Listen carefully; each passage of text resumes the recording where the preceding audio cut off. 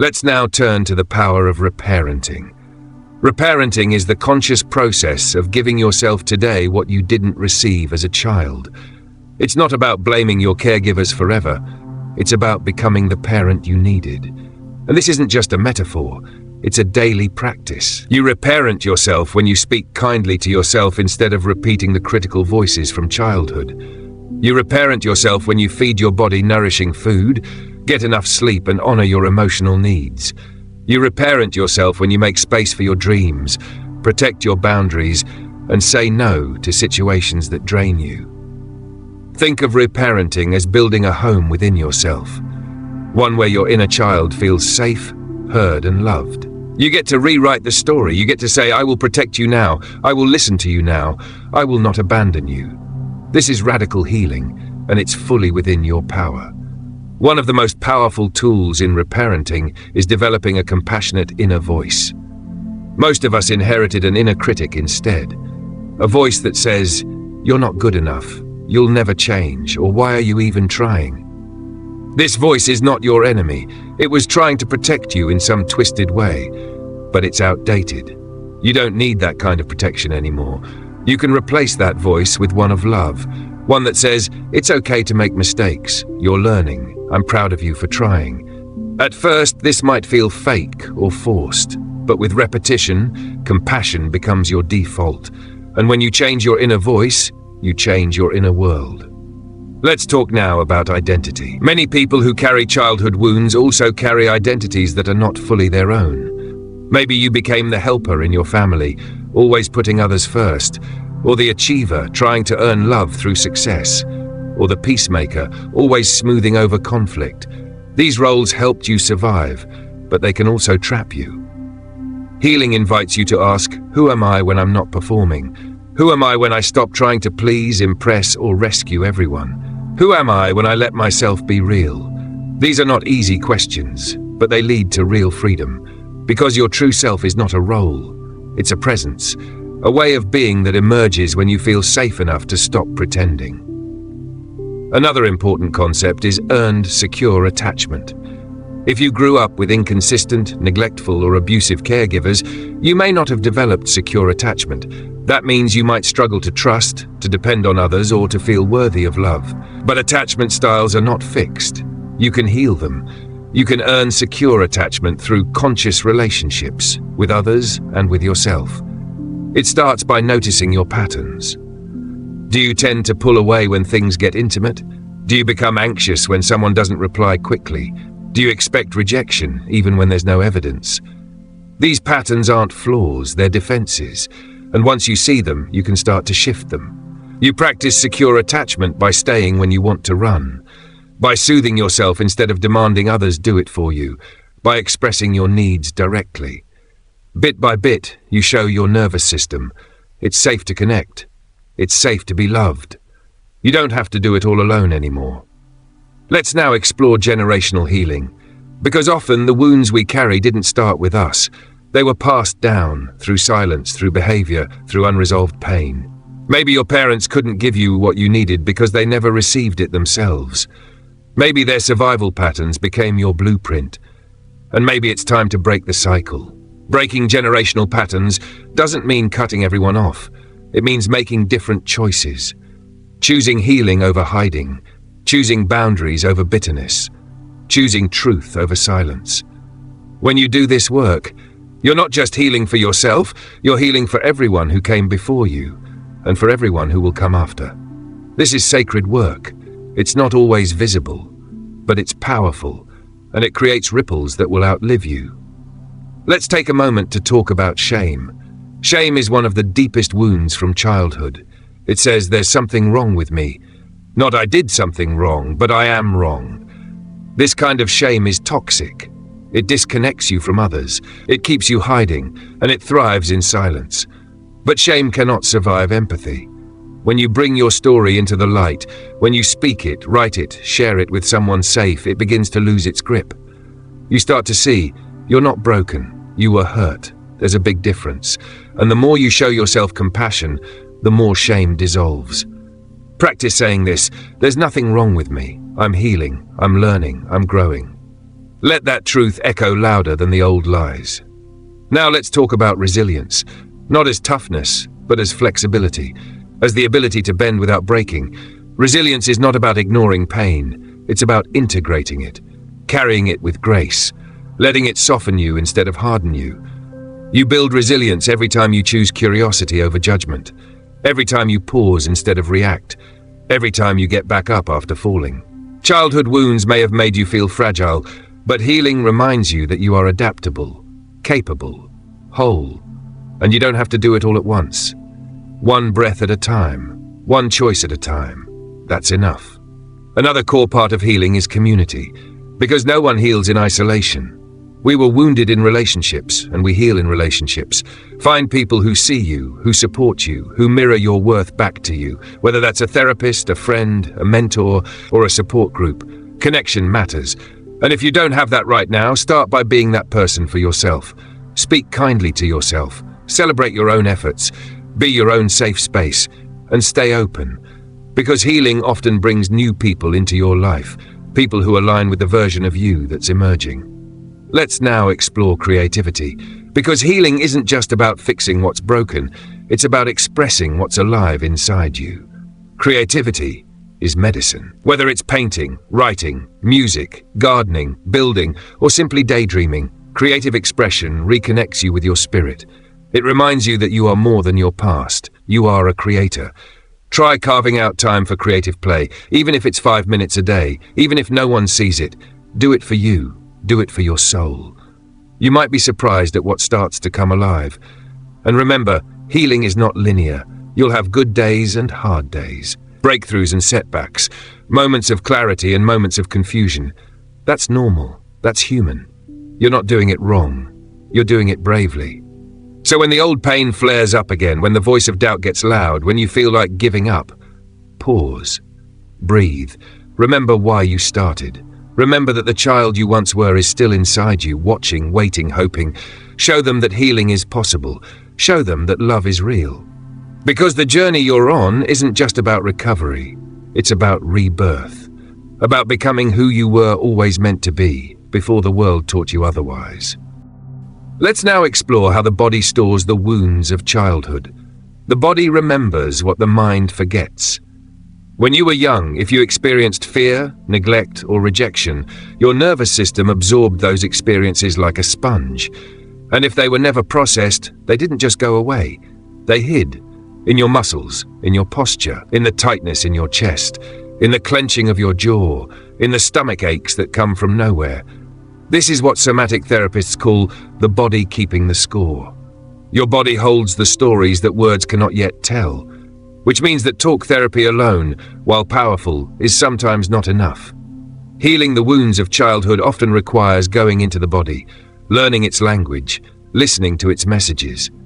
Start by noticing your sensations. When you feel triggered, pause and scan your body. Where is the tension? What's your breath doing? Are you collapsing inward or puffing yourself up? These reactions are not random. They are old survival strategies, once necessary, now outdated. Your body still thinks it's protecting a child, even though you are now an adult. Somatic healing helps update that story. It teaches your body that you are safe, that you have choice, that you are no longer trapped. Techniques like breathwork, grounding, shaking, stretching, or even gentle touch can begin to unwind decades of stored trauma. It's slow work, but it's deep, and often it brings relief before you even have the words. Another powerful doorway to healing is the breath.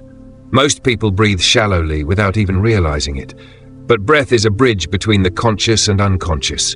A few slow, deep breaths can shift you from panic to presence. It's a message to your nervous system. You're safe. You can relax. You don't have to become a yogi or master meditation. Just pause once a day and breathe deeply into your belly. Let it expand. Let your shoulders drop. Let your jaw unclench. This small act, repeated daily, begins to rewire your sense of safety from the inside out.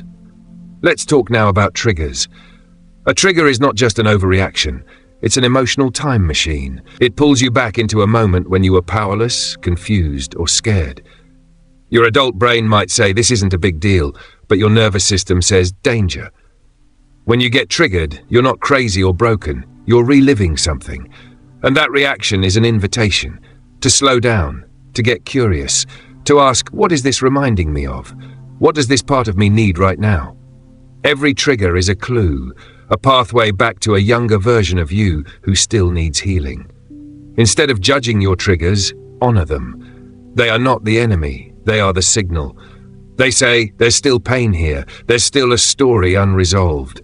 And when you turn toward them with compassion instead of shame, you begin to heal not just the moment, but the memory underneath it.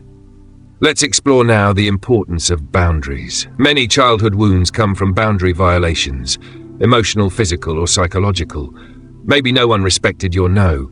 Maybe you were guilted into silence. Maybe your needs were minimized or mocked. And so you learned to shrink, to tolerate, to stay quiet. Healing requires you to reclaim your voice, to set boundaries not out of anger, but out of love for yourself. A boundary is not a wall, it's a door.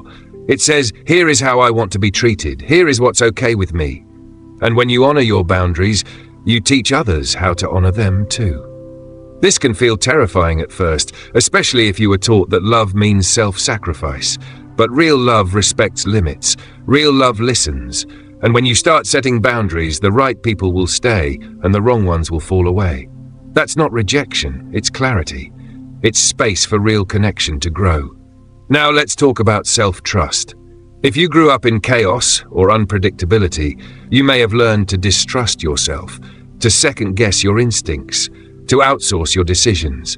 But healing means coming home to your own knowing, relearning to hear your inner voice, the one that says, this feels right, or something's off. Start small. What do you want to eat today? What kind of rest does your body crave? What decision are you avoiding? Listen, follow through. Build a track record of keeping your own promises. Over time, your self-trust becomes unshakable, and with self-trust comes confidence, clarity, and courage.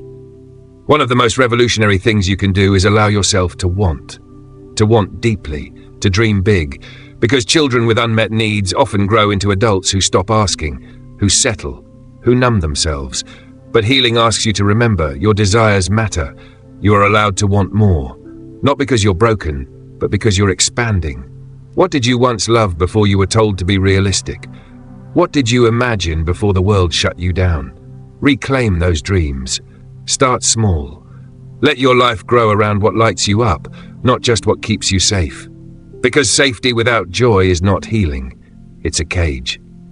Now, a word about grief. Healing childhood wounds often involves mourning what you never received. The love that wasn't offered, the protection that failed, the presence that was absent. This grief is real, and it's sacred. Allow yourself to feel it, not to dwell in the past, but to honor the truth of your experience. Crying doesn't make you weak, it makes you honest. It opens the heart, it clears space. Let your tears fall for the child you were, for the pain you carried silently, for the versions of you that had to grow up too fast. Grief is not a detour, it's the path. And as you grieve, something else awakens. Joy, authentic joy. The kind that comes not from escaping your past, but from integrating it. From knowing I've been through the dark and I'm still here. I've faced my pain and I've turned it into power. Let's now look at the practice of inner dialogue. Imagine sitting down with your younger self, the child you once were. What would they say to you? What do they need to hear? Close your eyes and listen. You might be surprised by what comes up. Then speak to them, gently, lovingly. Tell them what no one else did. You were never too much. It wasn't your fault. I'm here now, and I won't leave. This practice can be deeply healing, because when the inner child feels seen, the adult can finally feel whole. Some people find it helpful to write letters to their inner child, or even from them. Others use visualization or guided meditation. Whatever your method, the point is the same. To reconnect with the parts of you that were left behind. To let them know you didn't forget them, and you won't abandon them again. Finally, let's talk about meaning. Because healing isn't just about feeling better, it's about understanding your story, making sense of it, finding the wisdom in the pain. You are not your trauma. You are the one who survived it, who grew from it, who chose to heal, even when it would have been easier to stay numb. Ask yourself, what have I learned from my pain? What strengths did I develop? What compassion do I now hold for others? What future am I building that breaks the pattern? Your story is powerful, not because of the suffering, but because of the transformation. And your healing is not selfish, it's revolutionary. Every time you choose peace over reactivity, compassion over shame, awareness over denial, you change the future. You write a new script, you create a new legacy. That's the gift of healing childhood wounds. That's the work of a lifetime. One of the most profound parts of healing is learning to reparent yourself. You may not have received the love, safety, or encouragement you needed as a child, but today, you have the power to give those things to yourself. Reparenting means becoming the inner guardian you always wished for. It's learning to care for your emotional needs with presence, patience, and consistency. Start with the basics. Ask yourself, what do I need today? Not just in terms of food or rest, but emotionally. Do you need reassurance? Kindness? Permission to rest? Reparenting is about tuning in and offering what your inner child still craves. It's telling yourself, I've got you now. I'm not going anywhere. This also means learning to speak to yourself differently. If the voice in your head is harsh or critical, that's likely the internalized voice of someone else, a parent, teacher, or caregiver. Reparenting asks you to replace that voice with one of support. Instead of what's wrong with you, try what do you need. Instead of you're not good enough, say, I'm proud of you for trying. Language shapes our inner world. The way you speak to yourself becomes the way you experience life. So be gentle, be kind. Your nervous system hears everything you say. And when you treat yourself with tenderness, your healing accelerates. Now let's talk about shame. Shame is one of the deepest wounds from childhood. It's the belief that I am bad, not just that I did something bad. Shame tells us we are unlovable, defective, or broken. And often, shame is learned. It's handed to us by those who couldn't love us the way we needed.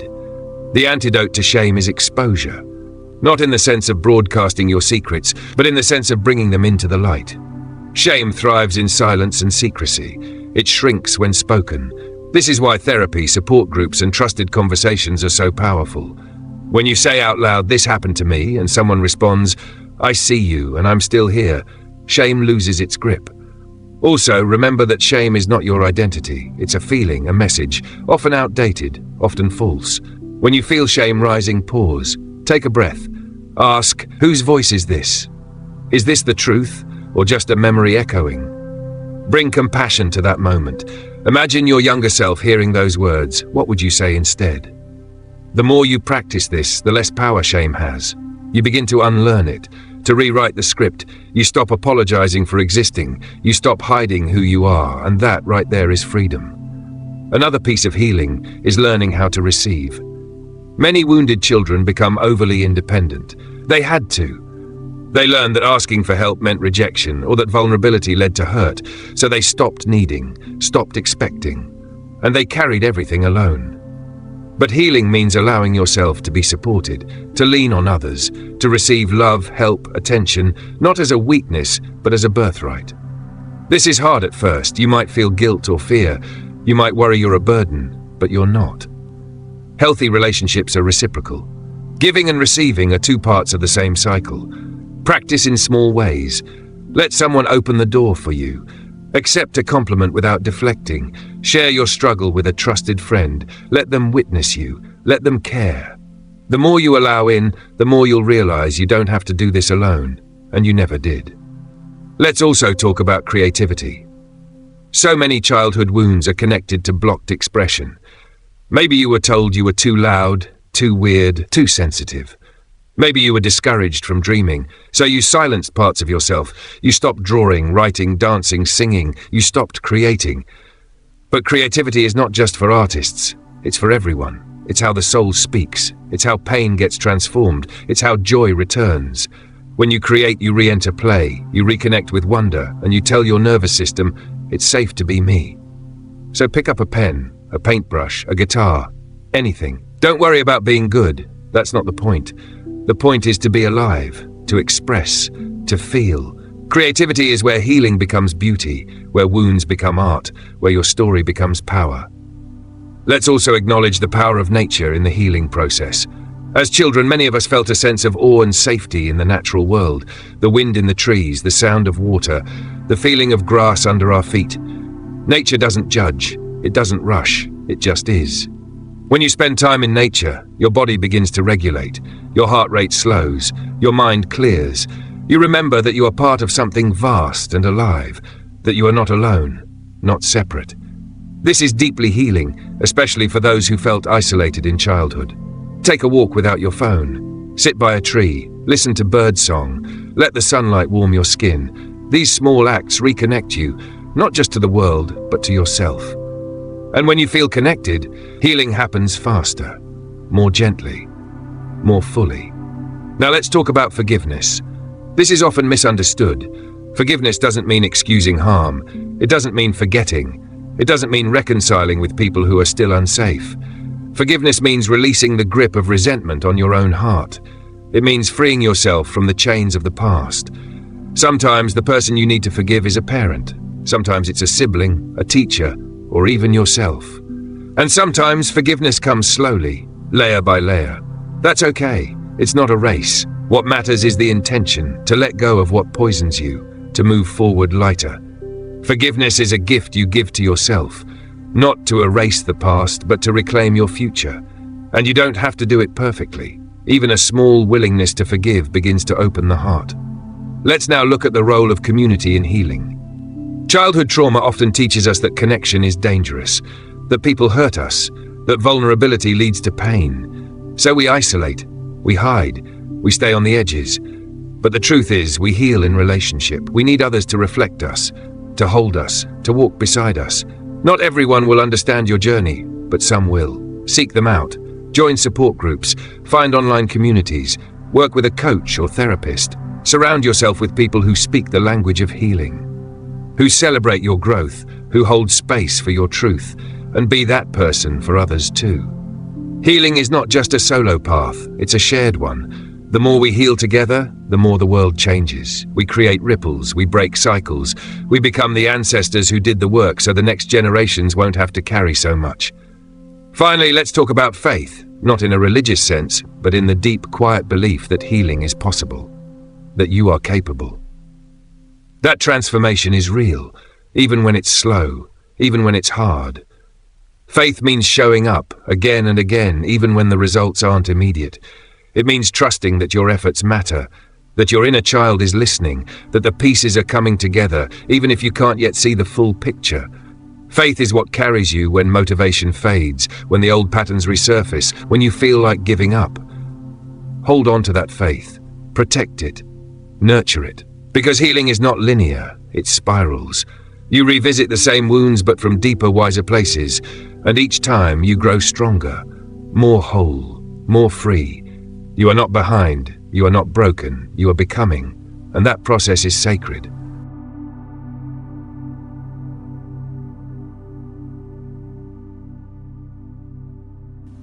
This is just the beginning of the journey. There's so much more to uncover, to feel, and to heal. If this spoke to something deep inside you, don't stop here. Part 2 is coming soon, and what's waiting there might just shift everything. So make sure you subscribe, hit the bell, and share your thoughts in the comments. Your story matters, your voice matters, and your healing can inspire someone else to begin. I'll see you in the next one. To be continued.